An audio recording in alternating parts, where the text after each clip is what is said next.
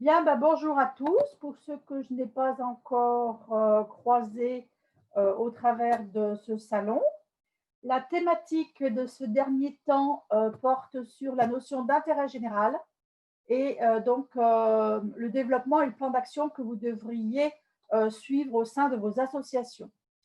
Donc, en introduction, j'ai perdu ma souris. Ça vient, hein?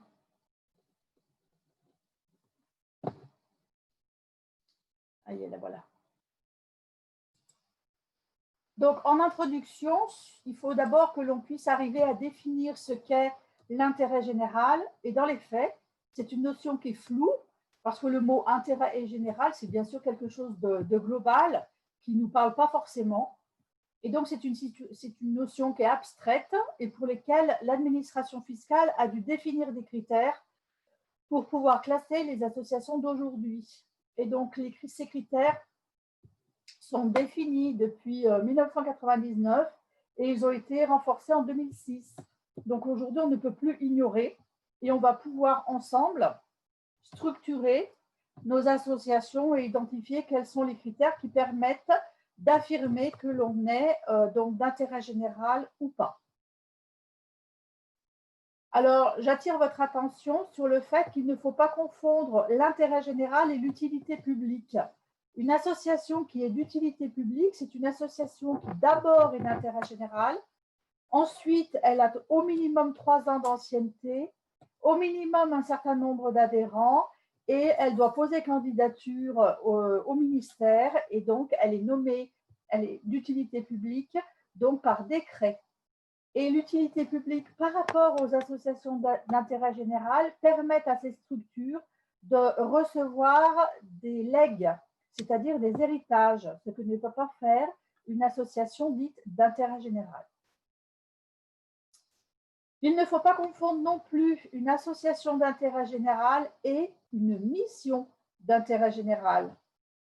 Alors, la mission d'intérêt général, je vous la spécifie, elle vise à développer la culture de l'engagement ainsi qu'à renforcer la responsabilité et l'autonomie des jeunes, par exemple, donc dans les missions locales. Les missions locales, elles jouent un rôle, on va dire, de service public parallèle, on est bien d'accord, et donc elles ont une mission d'intérêt général qui lui est confiée par l'administration.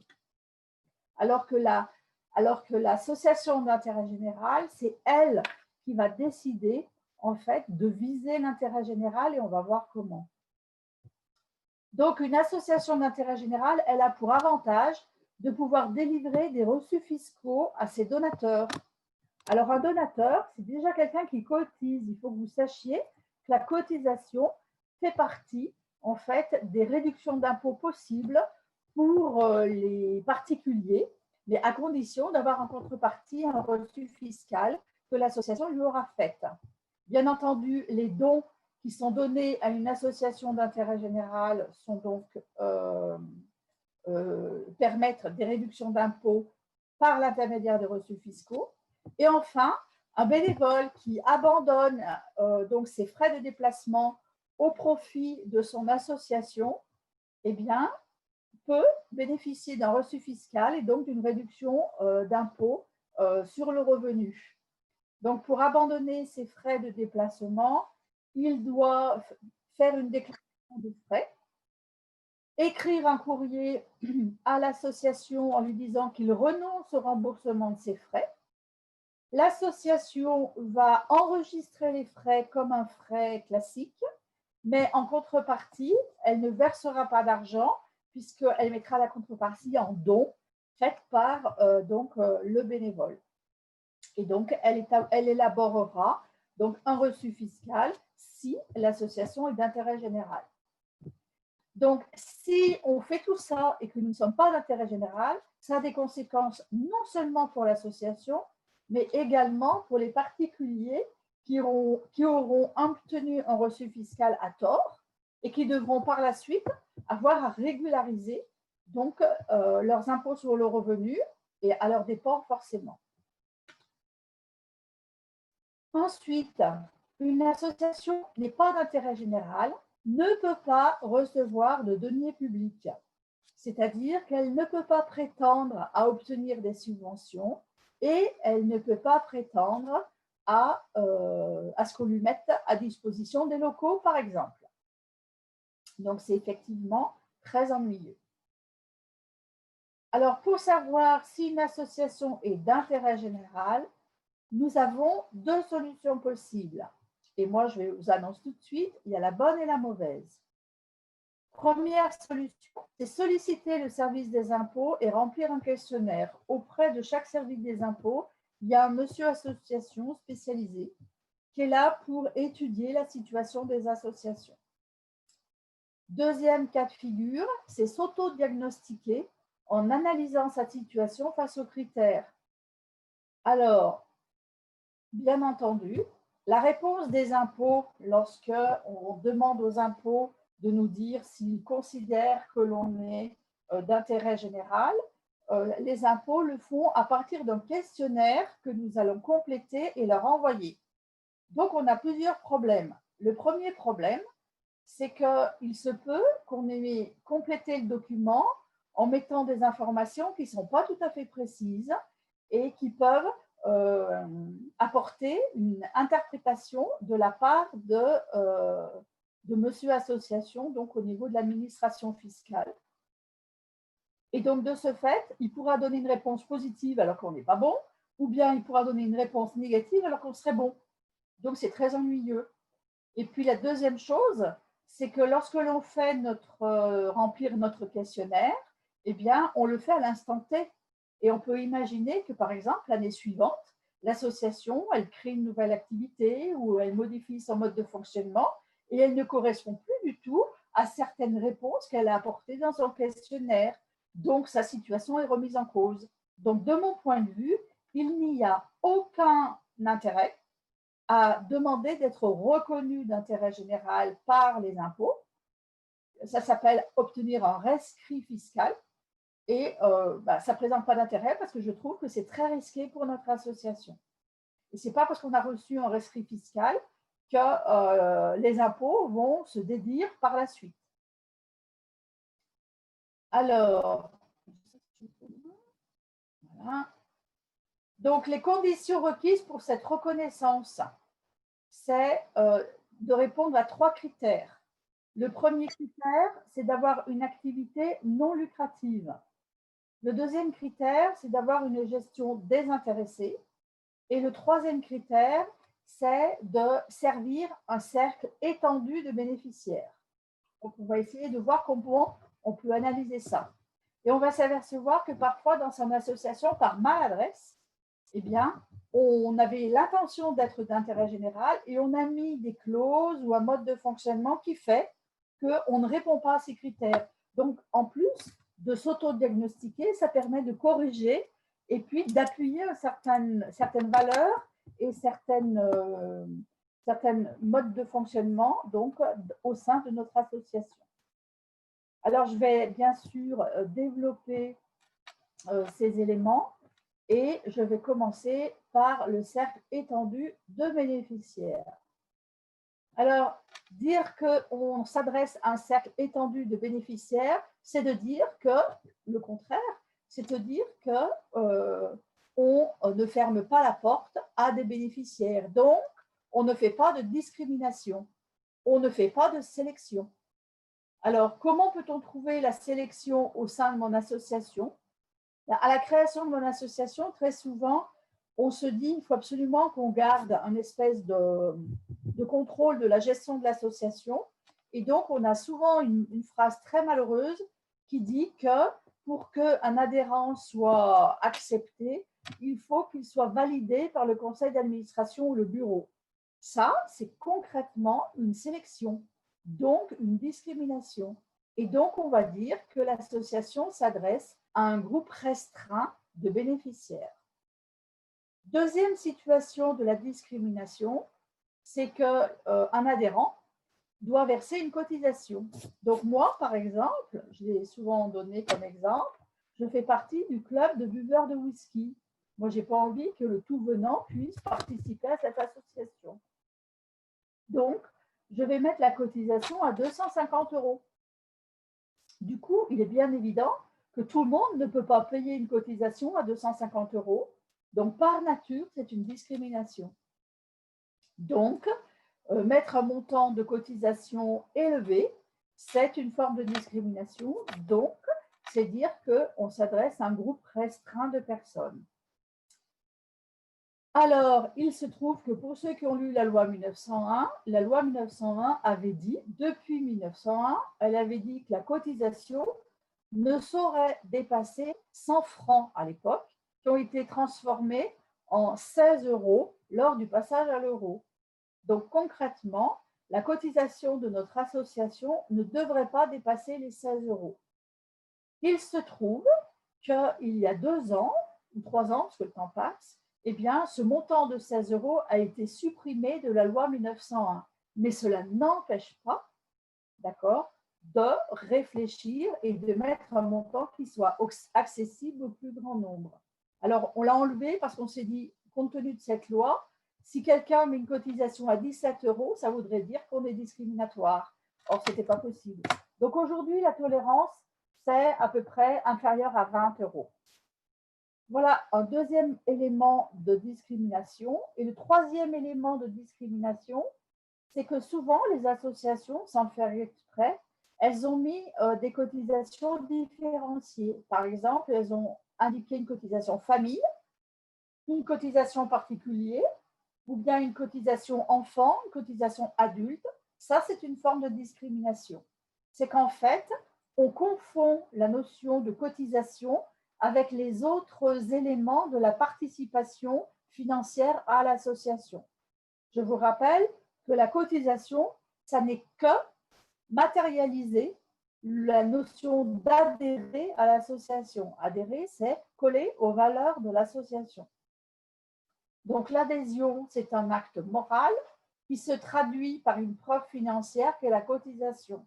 Donc il est bien évident que le montant de ma cotisation doit être le même que le montant de la cotisation d'une autre personne, puisque notre adhésion aux valeurs, forcément, a le même montant. Donc voilà sur cet élément de discrimination qui est important et qui qualifie la notion de cercle étendu de bénéficiaires. Et vous voyez qu'on a des faisceaux d'indices qui permettent de dire oui, on fait de la discrimination, non, on n'en fait pas. Oui, on fait de la discrimination, mais on ne l'a pas fait exprès, donc on va pouvoir corriger. D'accord? Ou bien, oui, on fait de la discrimination, mais on le fait exprès, et auquel cas, on assume les conséquences de ce choix. Voilà. Alors, je vous rappelle qu'il ne faut pas confondre cercle restreint et service aux seuls adhérents.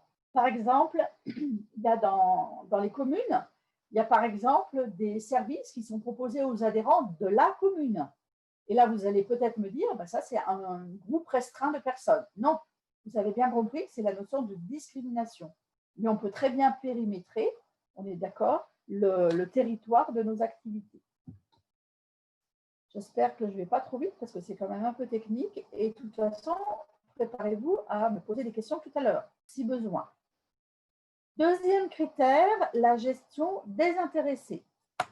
La gestion désintéressée, alors, c'est pas de distribution individuelle, ni directe et indirecte, pas d'attribution d'actifs, et la gestion à titre bénévole avec transparence financière. Et là, on va voir ensemble que l'on a des éléments clés qui sont donc la rémunération des dirigeants et le prélèvement. Alors, le point que vous maîtrisez tous, donc c'est pas d'attribution d'actifs. Alors, j'attire votre attention sur le fait que dans pas d'attribution d'actifs, je suis dans mon association et puis l'ordinateur est arrivé au bout de sa vie et on a décidé d'acheter un nouvel ordinateur. Et que va-t-on faire de l'ancien ordinateur qui marche encore? Alors, il y en a qui vont dire peut-être que je vais le donner à ma fille et puis ça lui permettra de commencer à travailler sur l'informatique. Si moi, je fais partie donc du conseil d'administration, on va considérer que c'est une distribution d'actifs. Vous voyez comme c'est strict.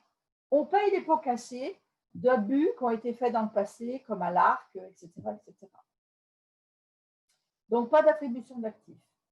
Pas de distribution individuelle, ni directe, ni indirecte. Qu'est-ce que c'est qu'une distribution individuelle? C'est une forme de rémunération. Donc, l'instruction fiscale a signalé qu'on pouvait indemniser un dirigeant associatif jusqu'aux 3/4 du SMIC. Vous comprenez que c'est plus que le RSA. Donc, en fonction des valeurs de votre association, vous allez décider, vous allez attribuer ou non donc, des indemnités aux dirigeants de vos associations. Si vous faites travailler votre famille pour le compte de l'association, on va considérer que c'est une forme de distribution indirecte. Donc ça aussi, c'est fortement déconseillé. Bon, voilà pour la distribution individuelle. Puis j'ai également la gestion à titre bénévole et la transparence financière. Donc, on parle d'abord de la rémunération des dirigeants, ce que j'ai évoqué tout à l'heure. Mais il se trouve que dans mon association, je suis un dirigeant bénévole et on a décidé d'embaucher un directeur. Et ce directeur, on va le rémunérer à sa juste valeur, c'est-à-dire bien évidemment au-delà des 3/4 du SMIC.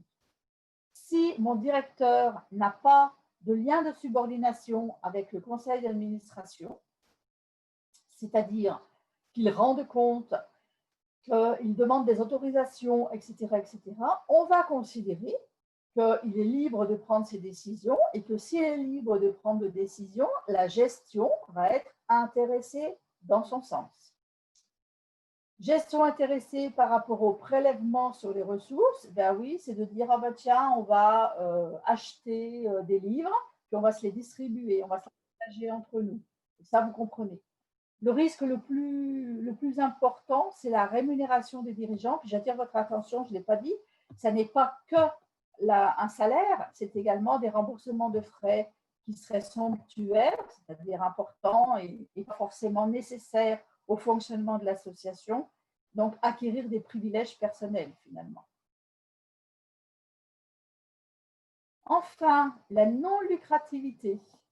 Donc, on dit qu'une association est non lucrative. Alors, je vous rappelle qu'une association a le droit de faire des bénéfices, mais elle n'a pas le droit de distribuer ses bénéfices. Donc, les bénéfices, ils restent dans l'association et ils doivent être affectés au projet associatif. Affectés au projet associatif, ça veut dire d'abord que l'on doit avoir un projet associatif, et deuxièmement, il doit y avoir une décision à l'Assemblée générale où on dit, ben voilà le bénéfice que l'on a fait, et ce bénéfice, il est destiné à financer tel élément ou tel élément de l'association. On considère qu'une association a le droit, dans son projet associatif, de faire une réserve de trésorerie. Par exemple, j'ai des salariés, je peux décider d'affecter dans mon projet associatif le fait de pouvoir avoir en réserve 3 mois de masse salariale ou bien 6 mois de frais généraux. On ne sait jamais, c'est pour éviter les découvertes bancaires. Ça rentre dans le projet associatif et on peut affecter le bénéfice à cela, ce qui va avoir comme conséquence de faire de l'épargne. Mais vous comprenez bien que c'est de l'épargne qui est justifiée. Et comme je vous le voyais apparaître, nous n'avons pas le droit de faire de l'épargne pour de l'épargne. Or, moi, je rencontre beaucoup d'associations qui, dans leur mode de fonctionnement, ont un trésorier qui est très craintif sur le fait de dépenser l'argent qui ne lui appartient pas et qui, de ce fait tout pour ne pas dépenser l'argent que l'association a. Et donc, eh bien, on ouvre des livrets A, on fait de l'épargne pour de l'épargne, et à ce moment-là, il peut être considéré que cette épargne donc, enlève l'activité non lucrative de l'association. Ensuite, eh bien, on va considérer que l'activité de l'association doit être non concurrentielle. Alors, en général, elle l'est relativement souvent. Ça veut dire que si je suis une association sportive, il est bien évident que j'ai des clubs privés qui sont aussi des structures sportives et je vais être concurrentielle.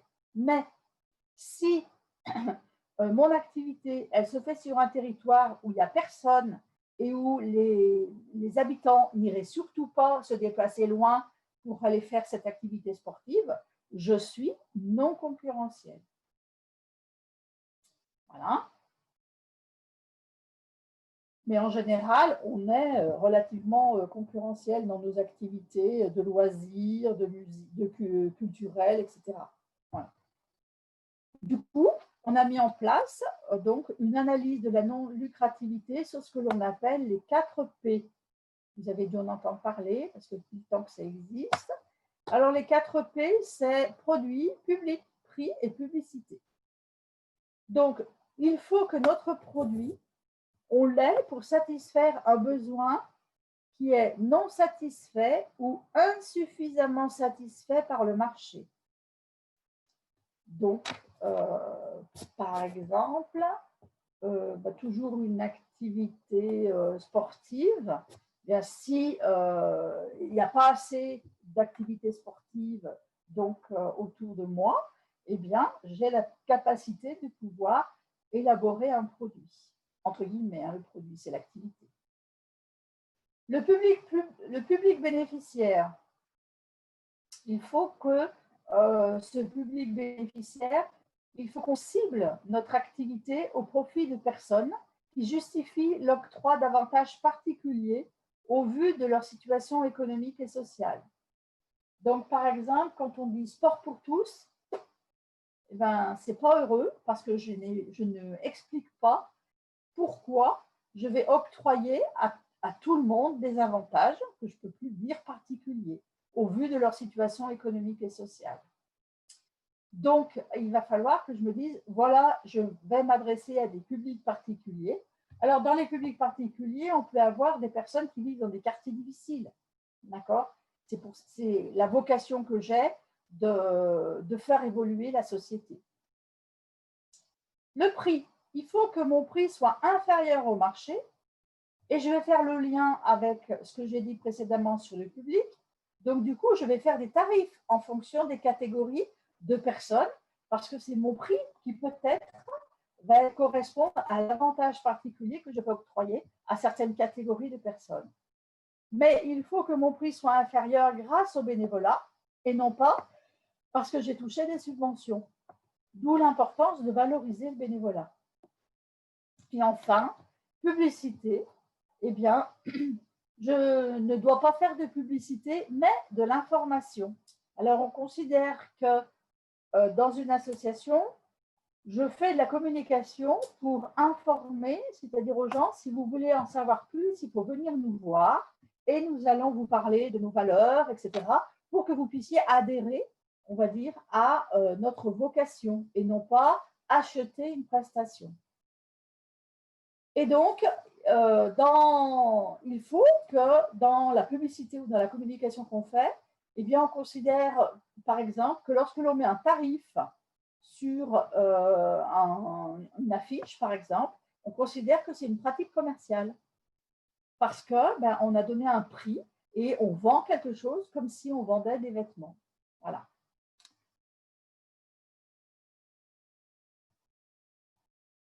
Donc, moi, je recommande de faire un plan d'action. Dans mon plan d'action, je propose de faire un autodiagnostic tous les 3 ans. Et si besoin, avant, lorsque l'activité ou son fonctionnement ont évolué. Et puis de surveiller tous les supports de communication pour bien penser que ça doit être un support d'information et non pas un support dit de communication, donc de publicité. Voilà ce que je peux dire. Et vous voyez, j'étais très rapide finalement, parce que vous n'êtes pas exprimé. Et donc maintenant, je vais répondre à toutes vos questions. À vous de jouer. Y a-t-il des questions? Oui, moi j'ai une question. Vous m'entendez? Très bien. Oui, alors je voulais savoir, dans un contexte d'appel à projet je ne sais plus si c'était la Fondation de France, enfin une fondation quelconque, dans les documents qui nous ont demandé de joindre au dossier, il y avait la lettre de l'administration fiscale comme quoi on pouvait établir des reçus fiscaux. Donc, dans la démarche, il fallait se tourner vers le service des impôts. Est-ce que, comment on aurait pu justifier cet intérêt général autrement sans ce document du coup? En leur produisant votre compte-rendu d'autodiagnostic pour prouver que vous répondez aux critères. Parce que les impôts, ils vont faire la même chose. Ils vont faire l'analyse, la même que la vôtre. D'accord. Donc, il suffit que vous fassiez votre autodiagnostic et vous leur transmettez votre compte-rendu. D'accord, d'accord, Voilà. très bien. Ben, je saurai pour la prochaine fois. Oui, Merci. quelqu'un d'autre?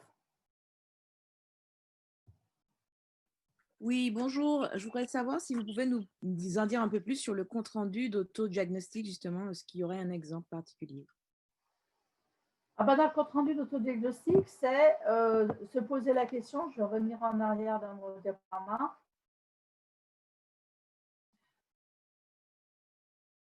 Voilà, c'est facile. Dans mon compte-rendu d'autodiagnostic, c'est pouvoir répondre à la question, est-ce que j'ai une activité non lucrative?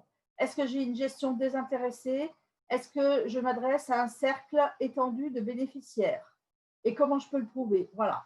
Et c'est pour ça que je vous ai déroulé ensuite tous les critères qui font que vous pouvez affirmer que vous avez une activité non lucrative, c'est-à-dire que vous pouvez faire des bénéfices, mais ils servent le projet de l'association et vous le prouvez par les PV d'assemblée où vous affectez votre résultat, que dans votre activité, vous ne faites pas de l'épargne pour de l'épargne, mais que vous cherchez à développer et à utiliser toutes vos ressources financières, que votre gestion est désintéressée, c'est-à-dire que les dirigeants associatifs ne perçoivent pas de revenus autres que des remboursements de frais. Et d'ailleurs, dans la demande de subvention, on vous pose toutes ces questions depuis quelques temps. Et que eh bien, vous vous adressez bien à un cercle étendu de bénéficiaires, c'est-à-dire que vous ne faites pas de discrimination parce que vous avez un montant de cotisation qui est unique, que le montant de cotisation est accessible au plus grand nombre, que vous n'avez pas plusieurs taux de cotisation, mais un seul. Voilà, c'est déjà pas mal. Et qu'il n'y a pas de sélection qui est signalée donc, dans vos statuts sur dans la partie membre. C'est-à-dire comment on peut devenir membre de notre association. Est-ce que j'ai répondu à votre question? Oui, merci beaucoup. Quelqu'un d'autre?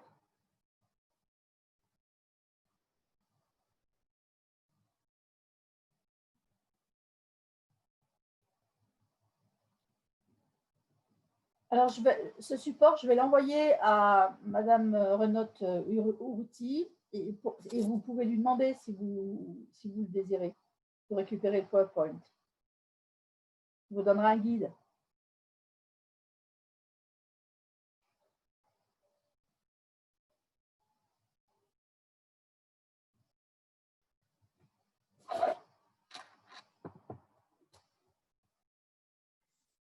Bonjour. Bonjour. Juste une petite question. Est-ce que vous accompagnez justement les différentes associations à pouvoir faire le diagnostic concernant, enfin, pour voir si elle est d'intérêt général ou pas? Oui, c'est possible. C'est possible, d'accord. Je vous remercie. Je vous en prie. Et non seulement on accompagne, mais en même temps on corrige. Alors, très souvent, on en profite pour corriger, pour toiletter les statuts, principalement, parce que c'est, voilà, et pour corriger l'organisation des ressources de l'association. Parce que si on se trompe dans la notion de cotisation avec plusieurs tarifs, etc., c'est qu'en fait, on n'a pas bien compris comment il fallait organiser les ressources au sein de son association. Donc, je vais en profiter pour vous dire. Donc, la cotisation, vous êtes d'accord que c'est la seule ressource statutaire de notre association. Et c'est donc un montant unique qui est versé en une seule fois et qui permet de définir la notion de l'adhérent. Et donc, ça lui donne des droits et des devoirs. Vous avez ensuite ce qu'on appelle la contribution au fonctionnement général. Moi, par exemple, j'ai une cotisation à 10 € et puis pour aider l'association, je vais lui donner 20 €. Les 20 €, on va considérer que ce n'est pas un don, mais que c'est une participation au fonctionnement général de l'association et ça va rentrer dans une rubrique qu'on appelle la contribution. Puis enfin, je désire participer à des activités. voilà, un cours de peinture le mardi, eh bien, on va me présenter un tarif, une tarification en fonction des catégories de personnes, en fonction du nombre d'heures, etc. Et je vais payer cette participation aux activités. Et ça, c'est la notion de participation. Et dans la comptabilité, ça va dans des rubriques très différentes les unes des autres. Et enfin, si je veux faire un don, je vais l'écrire noir sur blanc que je fais un don à mon association. Et à ce moment-là, je peux demander un reçu fiscal, y compris pour la cotisation.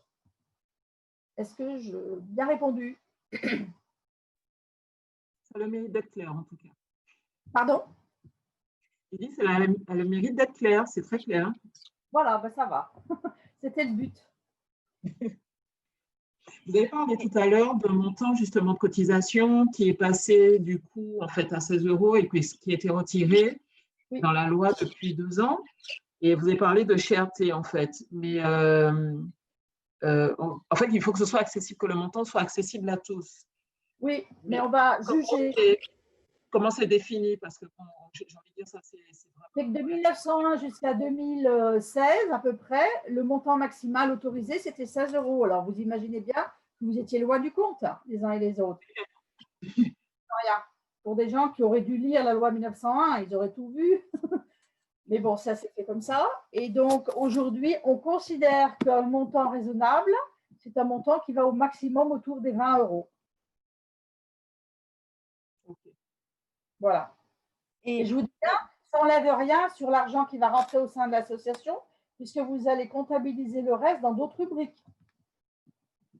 C'est qu'avant, on confondait la notion d'inscription à des activités à la notion d'adhérer à l'association. Par exemple, au début de l'année scolaire, il y a cette confusion qui peut arriver.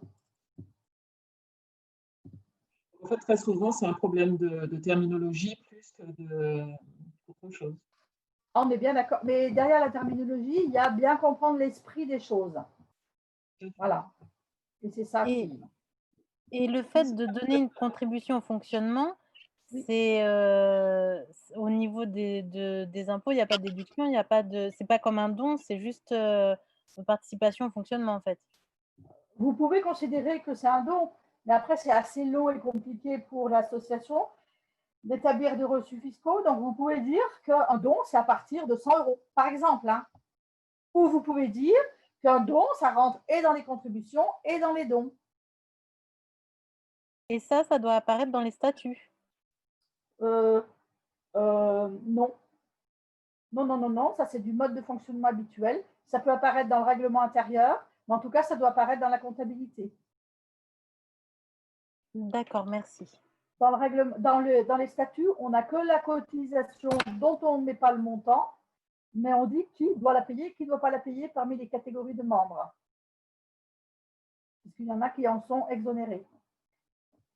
Ce que je veux dire, c'est que si j'ai 20 adhérents qui payent une cotisation de 10 €, ça va me faire 200 €.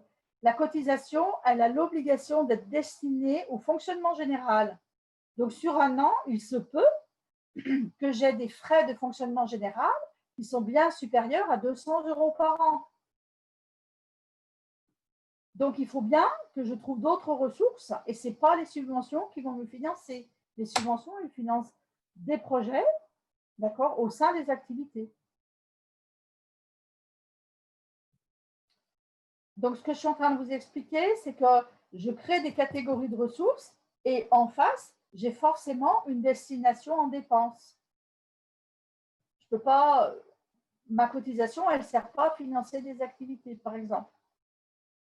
Ma cotisation, elle sert à financer le fonctionnement général et ça peut arriver que je n'ai peut-être pas assez d'adhérents pour couvrir tous les frais de fonctionnement général, peut-être. Chaque cas est un cas particulier. Peut-être que ça a été évoqué en début de conférence. Quel serait l'intérêt pour une association d'être une association d'intérêt général? Son intérêt, c'est de toucher des subventions et de faire des reçus fiscaux. Elle n'a pas le droit de toucher des subventions si elle n'est pas d'intérêt général, c'est logique. Parce que la subvention, c'est du denier public. Le denier public, il doit servir le plus grand nombre, il ne doit pas servir des intérêts particuliers. Voilà. Et ne pas être d'intérêt général, c'est servir des intérêts particuliers. C'est-à-dire que vu comme ça, les 3/4 des associations, en tout cas, sont d'intérêt général. Ne sont pas d'intérêt général. Elles ont du boulot pour bien prouver, pour ne pas être attaquables sur cette notion d'intérêt général. Une association qui nous donne plusieurs tarifs, entre guillemets, de cotisation, elle n'est déjà pas d'intérêt général. Alors qu'elle ne l'a pas fait exprès. Hein. Donc, c'est une question de forme. Ce que vous avez dit tout à l'heure, je comprends, mais c'est une question de forme. Donc, il faut corriger la forme. Et du coup, ça permettra de corriger l'esprit, puis d'être plus clair en termes de traçabilité et donc de transparence financière. Ben, c'est vrai que quand on parle d'un cercle étendu de bénéficiaires, si une famille a 6 enfants et qu'il faut payer 20 € pour les 6, ça reste plus cher que de faire un tarif. C'est vrai que vu comme ça, je trouve que c'est un peu contradictoire quand même, en fait. Mais c'est pour ça que vous allez proposer que ça soit 1 € ou 2 € par personne. Voilà, parce que vous allez analyser la composition de vos adhérents. Et puis, si j'ai beaucoup d'enfants, vous allez dire, si c'est par personne, vous allez dire, voilà, il y a tant de cotisations par personne. Et par derrière, vous allez développer la participation aux activités, parce que les enfants, ils participent aux activités. Donc, vous allez calculer votre tarification différemment pour pouvoir encaisser la même chose qu'avant, si vous préférez, en global. C'est tout un calcul mathématique à faire. Je crois, oui. Il n'est pas si difficile que ça, et en fait, il est intéressant pour vous d'y réfléchir, en tout cas. J'ai une question par rapport à la cotisation, justement. Surtout pour les associations qui ont effectivement une partie sportive, qu'elles ne font pas que du sport, mais qu'elles ont une section sportive.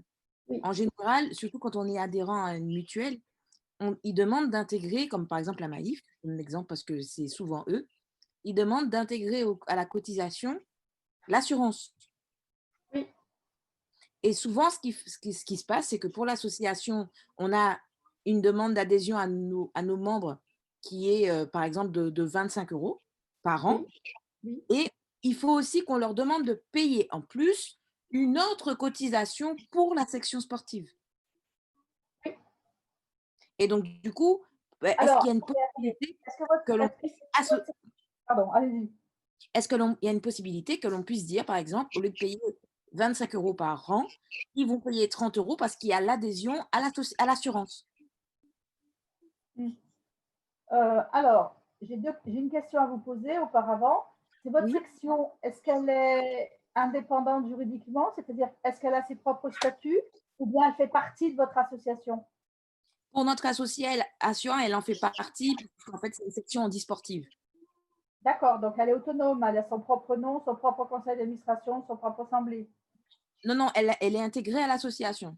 Ah, elle est intégrée, donc oui, d'accord. Dans ces cas-là, elle va payer une cotisation pour l'association et une contribution au fonctionnement général de la section. Contribution générale au fonctionnement de la section, d'accord, merci. Au fonctionnement de la section, oui, je pense que ça serait très bien. Et l'assurance rentrerait dans la contribution au fonctionnement général de la section.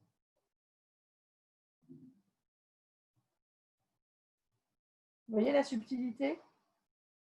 Oui, tout à fait, merci beaucoup. Je vous en prie. D'autres questions?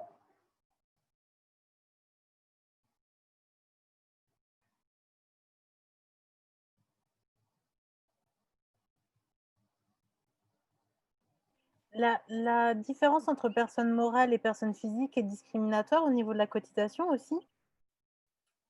Oui. D'accord, merci. C'est-à-dire il faut mettre la même cotisation à une personne morale qu'à une personne physique.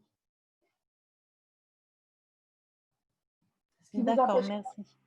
De faire payer un tarif différent entre l'un et l'autre.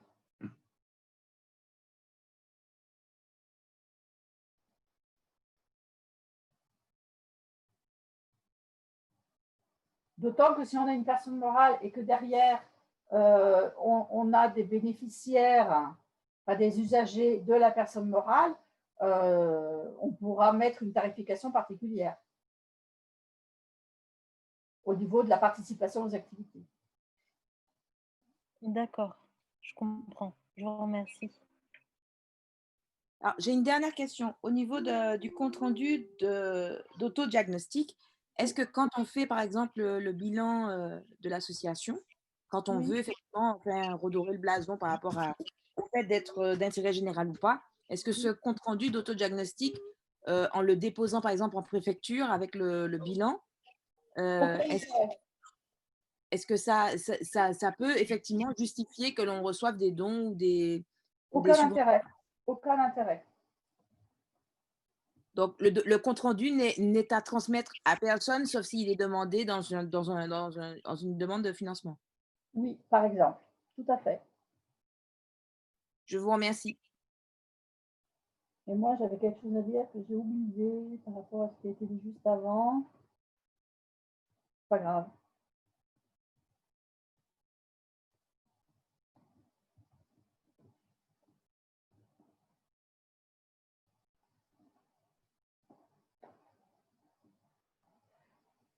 C'est pas grave. Est-ce que vous avez encore des questions?